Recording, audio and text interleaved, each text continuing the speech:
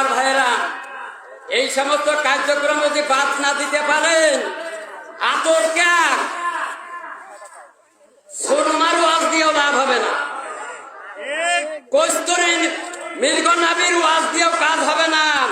সুদ ঘুষ জিনা ব্যভিচারী মা বাবার অবাধ্য, এই ঘুষ খাওয়া সুদ খাওয়া, এই জমি বন্ধক, ক্রিমিনালি মারামারি কাটাকাটি, ওই বামপন্থী রাজনীতি সমাজের ভিতরে আগুন ধরিয়া দিয়া মারামারি ফাটনা ফাটা সৃষ্টি করবেন, মুসলমান বলে আপনি দাবি করতে পারবেন না। কথা কার পরিষ্কার কথা বলে দিলাম, তাহলে আপনার এই ওয়াজ শুনে লাভ হবে।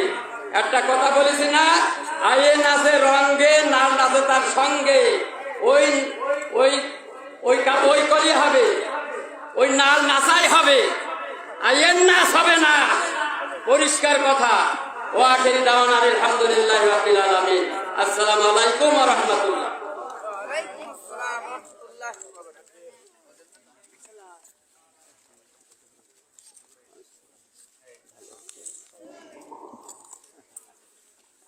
এই পর্যায়ে আমাদের সামনে উপস্থিত হয়েছেন বিশিষ্ট ইসলামী চিন্তাবিদ, উদীয়মান তরুণ বক্তা হাফেজ মাওলানা শাকিল আহমেদ বুলবুলি।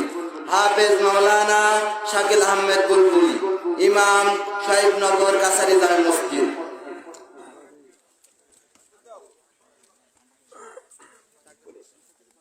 না, এটা গজল গাই।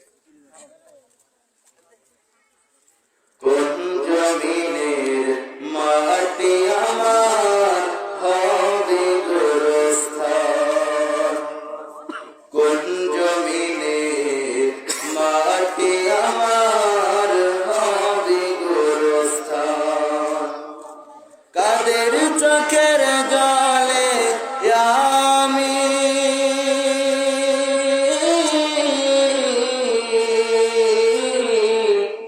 কাদের চোখের জলে আমি পাবো পরিত্রাণ, কোন জমিনের মাটি আমার হবে গোরস্থান, কোন জমিনের মাটি আমার হবে গোরস্থান, কারায় আমায় গোসল দিবে, কে আনিবে কাফন, কারায় আমায় কেঁদে কেঁদে করে দেবে দাফন, কারায় আমায় গোসল দিবে, কে আনিবে কাফন, কারায় আমায় কেঁদে কেঁদে করে দেবে দাফন, কারায় আমায় পাশে বসে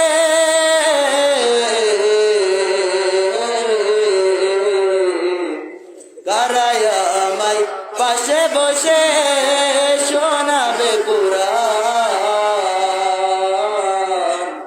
কোন জমিনের মাটি আমার হবে গোরস্থান, কোন জমিনের মাটি আমার হবে গোরস্থান, কার কাঁধে চড়ে আমি কবর দেশে যাব, জানি না কার মোনাজাতে খোদার রহম পাবো, কার কাঁধে চড়ে আমি কবর দেশে যাব, জানি না কার মোনাজাতে খোদার রহম পাবো, কার কারণে করবে ক্ষমা,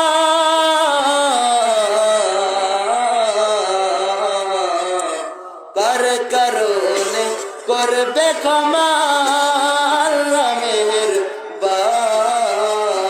মেহেরবান, কোন জমিনের মাটি আমার হবে গোরস্থান, কোন জমিনের মাটি আমার হবে গোরস্থান, কোন জমিনের মাটি